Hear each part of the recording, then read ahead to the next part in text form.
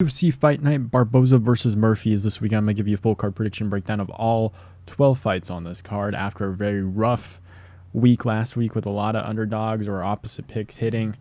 We're going to try and do some good work here. So we have we have 4 women's fights on this card. So a couple of them I'm a little bit worried about. Maybe they could go either way, but we'll see how this one goes. Emily Ducote versus Vanessa Demopoulos. I'm going with Emily Ducote. I think she's a lot better on the feet. Her striking at least looks decent. Vanessa Demopoulos is not good at all. I mean, she has gotten so lucky in a lot of the decisions she's been in, and I just don't understand. I think even Maria Oliveira, I just remember that one being pretty rough. Her last fight, she got beaten up pretty badly.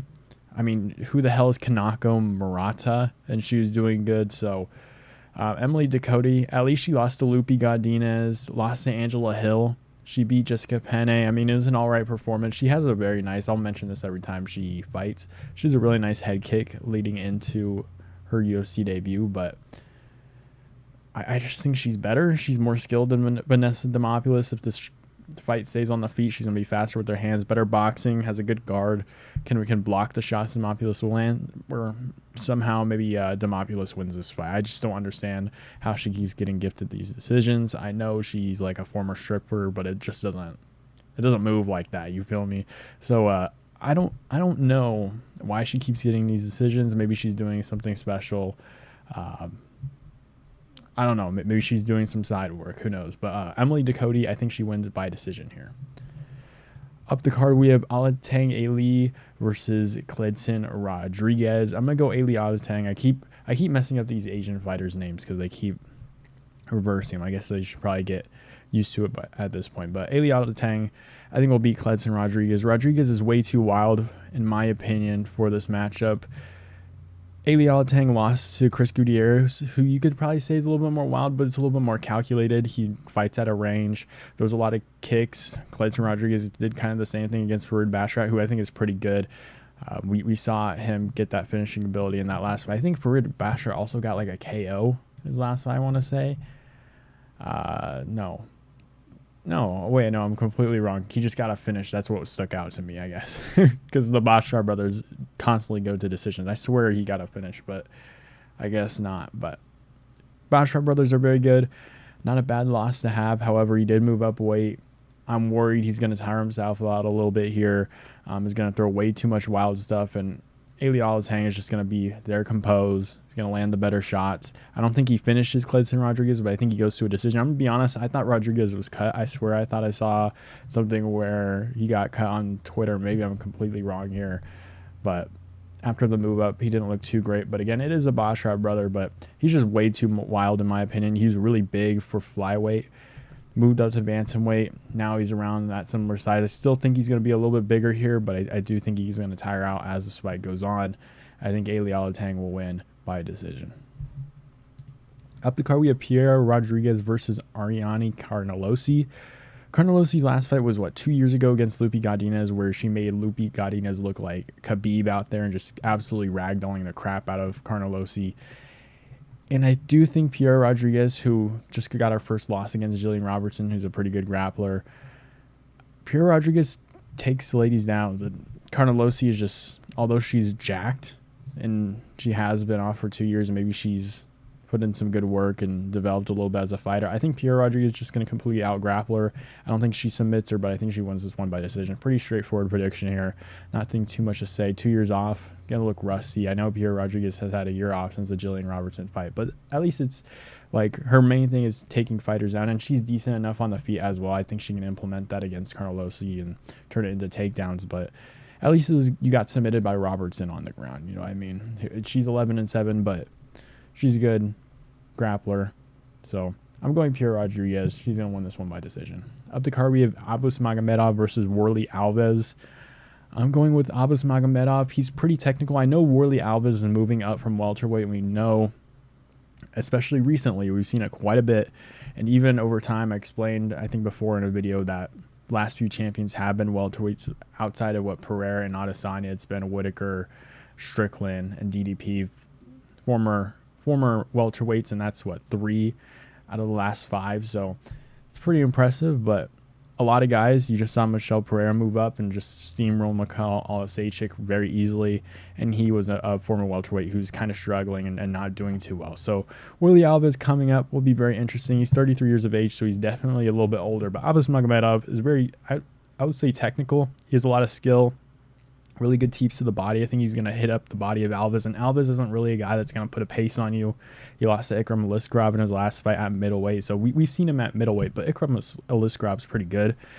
I think Magomedov is also extremely explosive, which is pretty worrying for Alves, and Alves can grapple a little bit. You saw him take down Sean Strickland. Sean Strickland has really good takedown defense, and I believe Magomedov also got like his back in that fight, so that was pretty impressive too. So you know he can grapple. The only worry is that his gas tank is pretty small, so maybe he's going to tire himself out. But his last two losses have been to Kyle Bahayo and Sean Strickland. That's not too bad. He kind of got rushed to the front of the line immediately. But Warlley Alves, I think, will lose this fight, probably by KO. Ikram was able to do it. Maybe Alves just goes at the body of Warlley Alves and tires him out and makes it a little bit easier for him on the feet. So I think we're going to see like a late first round finish here for Alves Magomedov. It will be a little bit worrying if it does get outside the first round, but I think Warlley Alves moving up to middleweight is not as great of a sign as maybe he probably thinks it is. Maybe it's more like Barboza moving up, where towards the end of their career, I know he's 33, he's same age as Alves Magomedov, but moving up that much later, 14-7, I don't think he's going to do too well here. I think Alves Magomedov is going to win this one by finish. Up the card, we have Tamires Vidal versus Melissa Gatto. Was this our third women's fight on the card? Hopefully we get this one through. But Tamires Vidal, she's fighting Melissa Gatto, who's moving up from flyweight. So she's going to have a very... She's going to have the size advantage. I know she's smaller. She's like... Oh, I guess she is bigger, huh?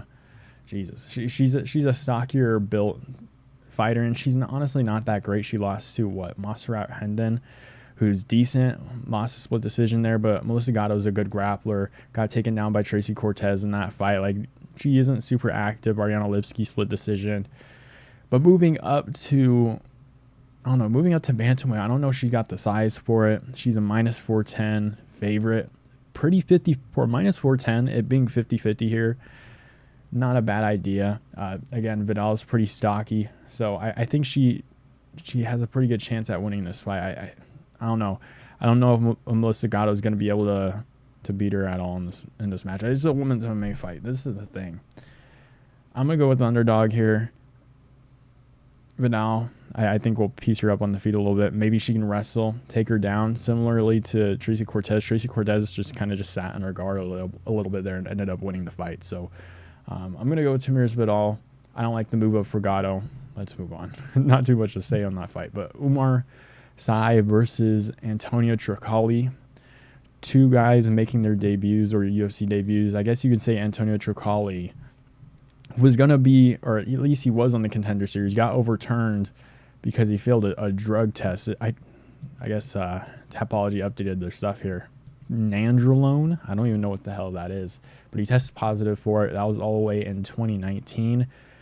Got suspended or something. Came back in 2021 or early 2022 and beat Resli Israel and hasn't fought since. So he's been out for 2.5 years. I think Trócoli is dating Mackenzie Dern is what I want to say, because weirdly enough, when I was doing research, I guess I had already watched Trócoli's fights, because I ain't never heard of him, and I think I saw something on Dern's page or whatever. But Oumar Sy actually looks pretty good. My worry about, or I guess it's not really a worry for Sy, what I will say for Trócoli is his last fight was at light heavyweight, and he came in at 200 pounds. So he's a smaller light heavyweight, or at least that's what I'm being made to believe. I don't think Resli Israel missed weight at all. So we're looking at a smaller light heavyweight. Maybe he's gained a lot of weight in the last 2.5 years, and maybe we're looking at something like that. But Oumar Sy spent time at KSW. It's French, good French prospect, 9-0. Fought some good opponents, 5-0, 2-0. You'll see his Adam Tomisk fight. He actually looked pretty good there, good athlete. I think he's going to win this one on the feet. He can take him down as well. I know Trócoli's a grappler. Maybe you probably shouldn't go to the ground with him, but he can grapple as well, Oumar can. But I do think he wins this one on the feet, probably by KO. 9-0, good prospect, good French MMA prospect. He'll probably be on the next France card, is my guess, and then that's what they're setting this one up for. But I don't think Antonio Trócoli is really that good. He'll have like a 2-inch reach advantage in this fight as well. A heavier guy. I think, didn't it say Oumar was a former heavyweight? Is that correct? When reading, I guess he doesn't show his weights, but came in at 206 in his last fight. So he's using that light heavyweight limit, or at least whatever division he's fighting in. It would have to be light heavyweight. But Trócoli came in shorter, 2.5 years off. I don't like that. 28 years of age for Oumar, 2 inches more in reach. I feel like the clear one is Oumar here, just finishing him up on the feet. Of the card, we have Tom Nolan versus Victor Martinez. I'm going to go with Tom Nolan for this fight. I mean, last fight was super disappointing to see. I think even in his last fight, I even kind of said that Nicolas Zambada had a really good chance at winning by KO just because Tom Nolan does, or at least like keeps his chin out, and it was a very rough loss, especially after that Contender Series fight that he had. Got that highlight KO over Bogdan Grad there. But Victor Martinez, he lost to Jordan Levitt by KO. He lost to Jordan Levitt by TKO after Jordan Levitt had a pretty rough performance against Paddy Pimblett. Like he made it competitive early on, but like on the feet, you kind of saw that Jordan Levitt is not a striker for sure. We made sure that we saw Jordan Levitt was not a striker, and even after that, I mean, Jordan Levitt definitely improved. Like I think he made a point to strike on the feet with Victor Martinez and try to get the finish, and he did get the finish. I mean, Jordan Levitt looked really good on the feet. Ended up getting the finish over Victor Martinez, and yeah, Tom Nolan is just gonna run right through this guy. UFC's giving him a little bit of a layup here. Tom Nolan by first round KO for sure. There's not too much to say. I think a highlight reel KO, 24 years of age. Hopefully he rebounds after that tough loss. He's going to be much younger than Victor Martinez. Is going to have a 3-inch reach advantage. It's 6'3" as well, by the way. I didn't mention that. He's 6'3". Wow, a 5-inch height advantage, if that makes any sense. Victor Martinez isn't going to finish Tom Nolan. Tom Nolan has, I mean, everything above Victor Martinez at this point. So I'm not going with Victor Martinez. I'm going with Tom Nolan by first round KO. Up the card to the main card, we have Angela Hill versus Luana Pinheiro. I'm gonna go with Angela Hill here. Luana Pinheiro got spinning wheel kicked by Amanda Ribas and made it really close to Michelle Waterson, who's not very good at this point in her career. Beat Sam Hughes, beat Randa Marcos. I mean, these aren't that crazy performances. She's not that good in my opinion. I think going to a split decision and making it very, very, very close with Michelle Waterson is not something you want to see, especially against someone like Angela Hill, who's an established veteran of the women's strawweight division, has looked decent. Lost to Mackenzie Dern, which is a little bit of a worry for this one, but I do think she's going to be able to do decent in this one. Beat Emily Ducote, beat Lupi Godinez. I thought the Lupi Godinez performance was pretty good. Had a moment against Mackenzie Dern, beat Denise Gomes, which is a pretty decent one to have at this point in her career. And she's 39, so she's a little bit older, so maybe I'm just completely wrong for this fight. But I'm going with Angela Hill.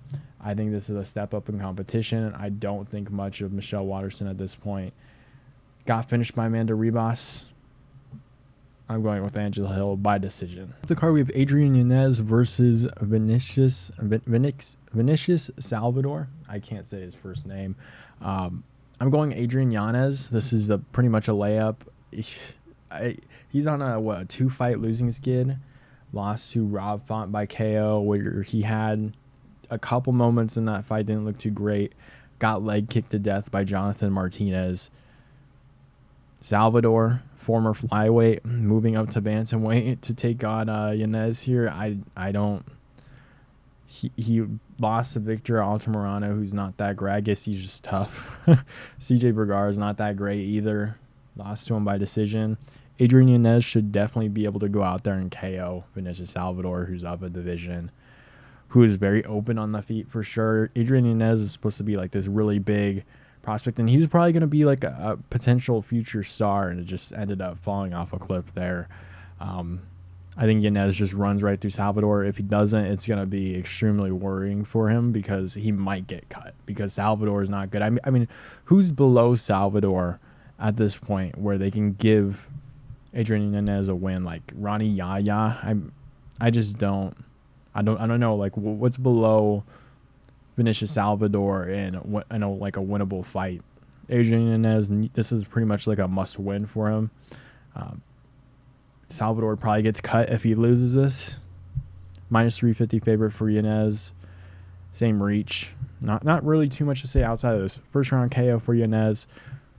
Salvador is way too open on the feet. And he's up a division. Yanez is going to be way bigger, way more powerful. I think he gets the finish. Up the card, we have Ramiz Brahimaj versus Themba Gorimbo. Themba Gorimbo completely impressed me in his last fight. I mean, so far in the UFC, we saw him debut against AJ Fletcher, and I didn't think he looked that great. I'm going to be honest. Like he lost to a guillotine, and he didn't look too great there. Takashi Sato went to a decision. Everyone KOs Takashi Sato, and then went out there against Pete Rodrigues, who's a very good boxer. Made it very competitive with Jack Della Maddalena very early on. Showed his boxing skill, and he just ended up KOing Pete Rodrigues. So I think that's a pretty impressive performance there. Ramiz Brahimaj is not very good. I think Themba Gorimbo, who can wrestle, Brahimaj, who likes to grapple a little bit, I don't think that's going to be there for him in this fight. Themba Gorimbo has showed off his pretty good striking now. I'm going to go Themba Gorimbo by KO. I think he's going to be a lot better on the feet than Ramiz Brahimaj. These names are just fucking me up. Holy shit. Ramiz Brahimaj, he's going to be a lot better than him on the feet. All of the wins from Brahimaj have been by submission. That's not going to happen here. Like I don't see this fight. I don't see Brahimaj taking down Themba Gorimbo, especially with Gorimbo striking now. I think he's going to feel comfortable enough on the feet to not take this fight down. So, and he won rear naked choke in his 2 wins in the UFC. LFA, arm triangle, guillotine, rear naked choke, guillotine, rear naked choke. So maybe if Themba goes in for a takedown, he gets guillotined again. I don't see that happening. I think he just KOs Brahimaj on the feet. I think he'll be confident enough. And the takedown, I think, or at least the potential takedown, will allow for Themba Gorimbo's striking to open up a little bit more. So I'm going to go Themba Gorimbo by KO in the first round. Up the card, we have Khaos Williams versus Carlston Harris. This is a kind of a crazy fight because Khaos Williams is good. I want to say like I feel like every time we see Khaos Williams, I have like this thing in my brain where I think he's good, but then he makes fights extremely close, or at least recently he has, and it's just, I don't know. I just don't like it too much. Matthew Semmelsberger, that fight wasn't crazy close, but Semmelsberger took all the shots off him. One against Miguel Beza in round 3, but the Rolando Bedoya fight, of course, the Randy Brown fight was super close and arguably probably could have went to him. The Bedoya fight is very interesting. Bedoya is scrappy, and I think he makes it tough for pretty much a lot of people in that division. He lost to Kenan Song, though, so how good is Khaos Williams at this point in his career? I mean, he's 30 years of age, and just saying at this point makes you think, like, oh, he's older, he's going to retire soon. No, like, Khaos Williams is very crazy on the feet, very wild on the feet, has a lot of KO power, has pretty decent takedown defense, which is why I think this fight is super interesting, because Carlston Harris, I think his way of winning this fight is in the grappling, because he can grapple. I think Williams is just way too powerful on the feet. However, Carlston Harris, he's a little bit calmer there, and I feel like Khaos Williams will definitely give up his hips quite a bit, and we've seen Carlston Harris, especially in his last fight, submit Jeremiah Wells, where he just gets completely ragdolled. So maybe there's like a big difference in the wrestling ability of Carlston Harris in this fight, but I mean, a lot of people were upping him for that Shavkat Rakhmonov fight, and I guess a lot of people were picking Shavkat, but Carlston Harris is outside of the Shavkat loss. Who did he beat? The highly touted Impa Kasangane, that the anti-UFCers love to prop up a little bit more, or at least the PFL fans. Joaquin Buckley, Carlson Harris, Raymond Magomedov, who I guess lost to Mauricio Ruffy, but Ruffy's actually looking pretty decent. So, anyways, before getting sidetracked there, Carlson Harris has some pretty decent wins in the UFC. I think he can out-grapple Khaos Williams. Khaos Williams has been taken down a couple times before in his career, so I am a little bit worried about the takedown defense of Khaos Williams. I just think Carlson Harris is not going to be as hittable for Khaos Williams, and you have... I don't know. This is just a very tricky fight to predict. I'm going to go Carlson Harris. He is a little bit older, but I just think Khaos Williams, especially recently, last fight was, or at least the fight before last, Randy Brown split decision, which he probably could have won, and a split decision which he probably should have lost against Bedoya, who I guess did come in on a short notice, but I don't know. I just haven't been impressed with Khaos Williams. I'm going to stick with Carlson Harris here. Khaos Williams can definitely win, but I don't know. This is a very tough fight to predict. I'm going Carlson Harris. I think he just out-grapples Khaos Williams in this fight, who's going to be very wild. He's going to give up his hips quite a bit, and that takedown is going to be very open. I don't think he's going to get submitted by Carlson, but I do think he gets taken to a decision. I think Harris just completely out-grapples him. Up the card to our main event, we have Edson Barboza versus Lerone Murphy. I feel like I kind of have to go with Edson Barboza here. Lerone Murphy is one of those fighters where I know who he is, and I know his style. Like he's decent everywhere, but just it feels like nothing really pops off the tape or off anything. I'm just gonna be honest.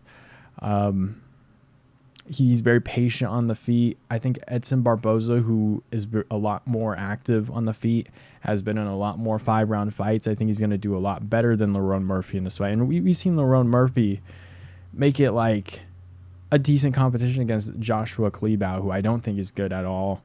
Or at least, like, Kleydson is decent, but if you're going to be fighting a 5-round fight with Edson Barboza, I'm expecting you to have a little bit better of a performance than he did against Joshua Kleydson. I mean, Makwan Amirkhani was just getting ragged all that entire fight and then just got the KO in the second round. So, and that's mostly how Amirkhani's fights kind of go, where he does really good early on in the fight. But Edson Barboza, the experienced fighter here, been in a lot of 5-round fights, and we've seen him against Sadiq Yusuff, which he did end up getting the win, faced a lot of trouble early on. I don't think Lerone Murphy's going to put Edson Barboza in that much trouble that Sadiq Yusuff put him in. I do think that Lerone Murphy, although it being a 5-round fight in his style of being a little bit more defensive is what I'll say, I don't think he's going to push a pace on Edson Barboza. He's not going to go forward like Sadiq Yusuff was doing. I just think Edson Barboza is just going to outwork him to the body, to the legs. Maybe we see a potential late round finish for Barboza here. I'm going to stick with a decision. I think that's the safer pick for me to make, I guess, if we're going for exact. But I'm going Edson Barboza. I think he's just going to outwork Lerone Murphy. Again, Lerone Murphy, nothing really pops off the screen in comparison to what we've seen Edson Barboza deal with recently, like Sadiq Yusuff, Billy Quarantillo, which he got the KO early, which Quarantillo probably could have gotten the win if he just didn't run into the knee of Barboza. Like, if it got out of that first round, I think the pace of Quarantillo probably would have been a little bit too much for Barboza. But Barboza did really good in his last fight, in a 5-round fight. And I think Sadiq Yusuff is a little bit better than Lerone Murphy. I'm going Edson Barboza, going to outwork Lerone Murphy in this fight. Maybe gets a potential finish later on in like the 4th or 5th round, but I think Edson Barboza is just going to completely outwork him to a decision. Maybe Lerone Murphy gets an early round, 49-46, but Lerone Murphy's never been in a 5-round fight. I think that's going to be a real big difference maker here. He's going to be 6 years younger than Edson Barboza, but Edson Barboza will have a 1.5-inch reach advantage, 55-45 on Tapology picks here. I'm going Barboza by decision. Again, a pretty interesting card because a lot of the fights on this one are kind of like super close. So it's really tricky.